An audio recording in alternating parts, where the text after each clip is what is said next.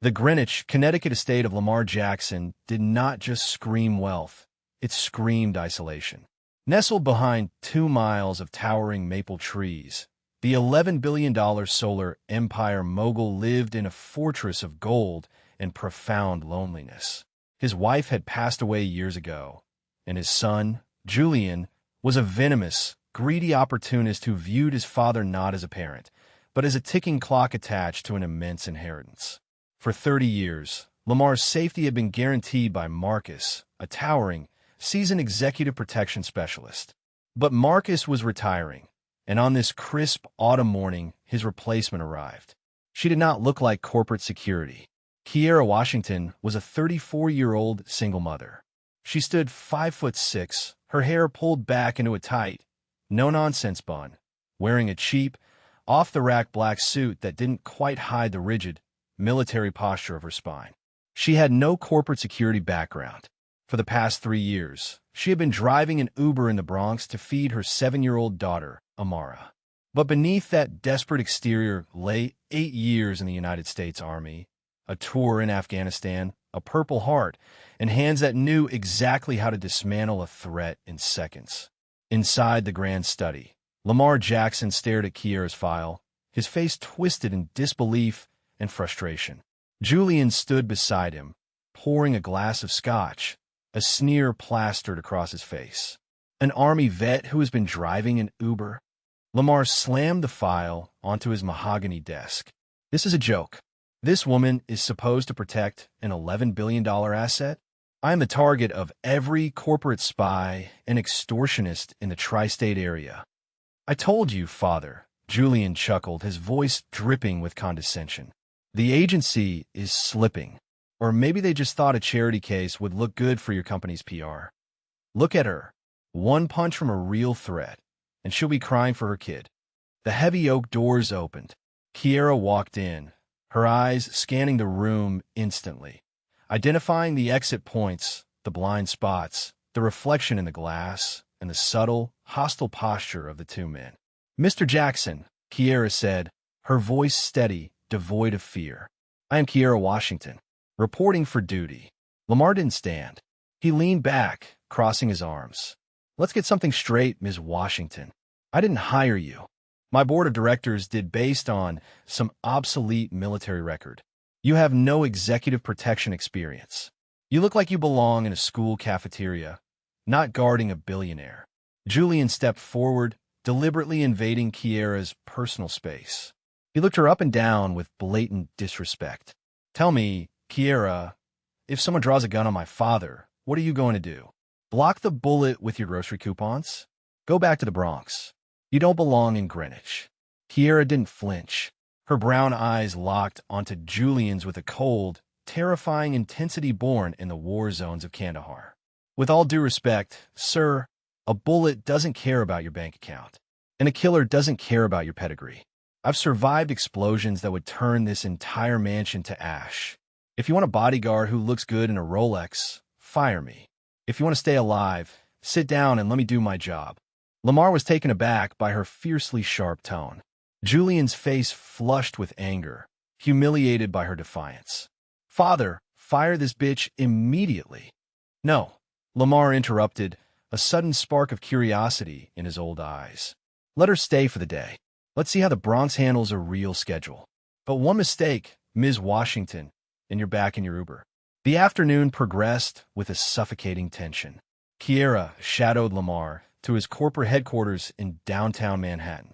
Everywhere they went, Julian was there, whispering into his phone, casting dark, resentful glances at Kiara. Kiara's tactical instinct was screaming. It wasn't the external environment that felt dangerous. It was the internal one. She noticed Julian slipping away during a high-level board meeting.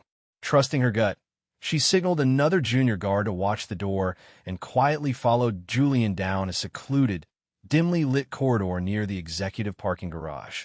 She slipped into the shadows, her breathing silent. Julian was standing near a heavy concrete pillar, speaking in an urgent, hushed tone to a tall man wearing a dark leather jacket and a low-brimmed baseball cap, a man whose posture screamed hired muscle. Everything is set, Julian hissed, his voice trembling with a mixture of fear and twisted excitement. The route back to the estate. The driver will take the detour through the abandoned construction zone on Route 9. There are no cameras there. And the old man, the hired assassin, asked, his voice a low, gravelly rasp. Do whatever you have to do, Julian snapped, his eyes gleaming with pure malice. Just make it look like a botched carjacking. He's leaving everything to me in the new will, but he's getting suspicious of my gambling debts. I need him gone today. Once the money clears, you get your $5 million. What about the new bodyguard? The woman. Julian let out a sickening laugh. She's an amateur, a single mom from the slums. Shoot her first. Nobody will care. Kiara's blood ran cold. The son was organizing the execution of his own father. She reached for her phone to record the conversation, but just as she unlocked it, Julian's contact in the garage moved. A plastic bottle shifted underfoot, making a sharp crack. Who's there? The assassin growled, drawing a suppressed firearm from his jacket. Kiara melted backward into the darkness, navigating the labyrinth of the garage with military precision. By the time the assassin reached the corner, she was gone, standing calmly by Lamar's armored SUV as if she had never left. But her mind was racing.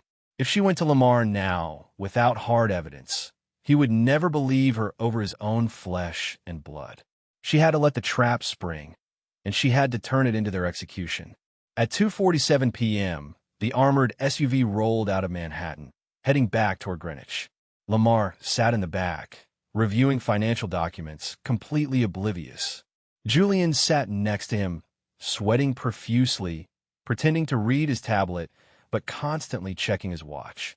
Kiara sat in the front passenger seat, her hand resting firmly on the grip of her concealed sidearm. Suddenly, the driver, who had been bribed by Julian, swerved off the main highway. Sir, there's a major accident ahead. Taking the detour through the Route 9 construction bypass. Fine, just get me home, Lamar muttered without looking up. The terrain changed rapidly. The bustling highway gave way to an isolated, gravel-lined road flanked by abandoned concrete structures and rusted machinery. The sky above turned gray, matching the grim reality of the trap. Suddenly, a heavy black pickup truck roared out from behind an abandoned warehouse, swerving sharply and blocking the road ahead. The driver slammed on the brakes. What is going on? Lamar shouted, looking up in panic. Before anyone could answer, the rear doors of the SUV were violently blocked as a second vehicle pinned them from behind. 3 masked men jumped out of the pickup truck, automatic rifles raised. We're trapped. We have to surrender. Julian screamed, a terrible, fake panic in his voice as he secretly prepared to watch his father die. He reached for the door handle, attempting to unlock it from the inside to let the killers in. Don't touch that door, Kiara roared. In a split second, she shifted into combat mode. She turned around, grabbed Julian by his designer tie, and violently slammed his head against the window, knocking him dazed onto the floorboards. You move, and I'll end you myself. You traitor. Lamar gasped, terrified. Kiara, what are you doing? That's my son. Your son paid them to kill you, Mr. Jackson. Now stay down. The driver panicked and tried to open his door to flee, but Kiara kicked him hard in the chest, forcing him out of the vehicle and locking the driver's side door behind him. The first assassin approached the front windshield, raising his rifle. Crack! Crack! 2 rounds shattered the reinforced glass, spiders webbing across the windshield. Kiara didn't hesitate. She drew her weapon, kicked open her passenger door using it as a shield, and fired 3 precise shots. The lead assassin dropped to the asphalt, clutching his chest. The remaining 2 gunmen opened fire, bullets ripping into the metal framework of the SUV. Kiara rolled under the chassis, using the heavy engine block as cover. She popped up from the rear wheel well, catching the second gunman completely by surprise. A single shot to the shoulder neutralized him. The third gunman, the professional assassin from the garage, realized the situation was falling apart. He bypassed Kiara, running straight for the rear passenger door where Lamar was trapped. He raised a heavy-caliber pistol, aiming through the side window straight at Lamar's head. Goodbye, Billionaire, the assassin sneered. No. Lamar screamed, freezing in the face of death. From 10 yards away, Kiara launched herself forward. There was no time to aim, no time to find cover. She threw her own body directly into the line of fire, covering the glass window just as the assassin pulled the trigger. Bang! A heavy round tore through Kiara's shoulder. The impact spun her around, blood instantly soaking through her black suit jacket. But the pain didn't stop her. As she fell, she used her good arm to raise her weapon and fired twice into the assassin's chest. He collapsed backward, dead before he hit the dirt. Silence fell over the construction site, broken only by the ticking of the steaming SUV engine. Kiara lay on the gravel, gasping for breath, her blood pooling on the cold ground.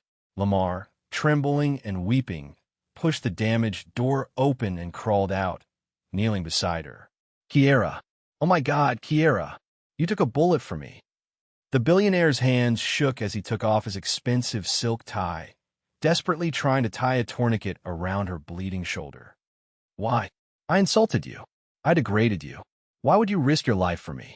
Kiara looked up at him, her vision blurring, but her voice still holding that unbreakable Bronx grit. Because it's my job, and because I have a daughter who needs to know her mother never runs away from a fight. Just then, Julian crawled out of the SUV, coughing and rubbing his bruised forehead. Seeing the assassins dead and his father alive, his face turned pale with absolute horror. He realized his empire was gone. In a desperate, pathetic attempt to save himself, he fell to his knees, tears streaming down his face. Father, Father, thank God you're alive. Julian cried, reaching out for Lamar's coat. That woman, she's insane. She attacked me. She's working with them. She set this whole thing up to extort you. Lamar turned around slowly. The fear in the old man's eyes had vanished, replaced by a cold, devastating fury. He looked at his only son, the boy he had given everything to, and saw the monster he truly was. Lamar stood up, stepping away from Julian as if he were a poisonous viper. He pulled out his phone, which had been recording the audio inside the car ever since Kiara had shouted Julian's treason. I heard everything, Julian, Lamar whispered, his voice shaking with pure heartbreak and disgust. I heard you in the garage through the security feed Kiara flagged before we left. I wanted to see if you would actually go through with it. You sold my life for $5 million. Julian's face went completely blank. Father, please. I had debts. They were going to kill me. The only place you were going is a federal penitentiary. Lamar spat, turning his back on his son forever as sirens wailed in the distance. You are completely cut off. You own nothing. You are no longer my son. Police cruisers and ambulances swarmed the scene within minutes, red and blue lights flashing against the gray concrete. Julian was dragged away in handcuffs, screaming and begging for mercy, his expensive suit dragged through the mud. 2 weeks later, the sun was shining brightly over the Greenwich estate. Lamar Jackson sat on his terrace, drinking tea. But he was no longer alone. Kiara walked out onto the terrace, her arm in a sleek, professional sling, looking sharp in a brand-new, custom-tailored tactical suit. Walking beside her, holding her hand, was 7-year-old Amara, her eyes wide with wonder at the beautiful gardens. Lamar stood up, a genuine smile on his face. He walked over and knelt down in front of the little girl. You must be Amara. Your mother is the bravest hero I have ever met. She saved my life. Amara smiled proudly, hugging her mother's leg. I know. She's my mommy. Lamar looked up at Kiara, his eyes filled with immense gratitude. Your medical bills are paid. I've set up a $20 million trust fund for Amara's education and future. And as for you, Kiara, I don't want you as my bodyguard anymore. Kiara raised an eyebrow. Sir, Lamar smiled. I want you as my head of global security for the entire corporation. Name your salary, because I've learned that true strength doesn't come from a boardroom or a bank account. It comes from the heart of a mother who protects what matters. Kiara looked at her daughter, then at Lamar, and for the first time, a warm, victorious smile broke across her face. The battle was over. She had brought her family out of the dark and into the light.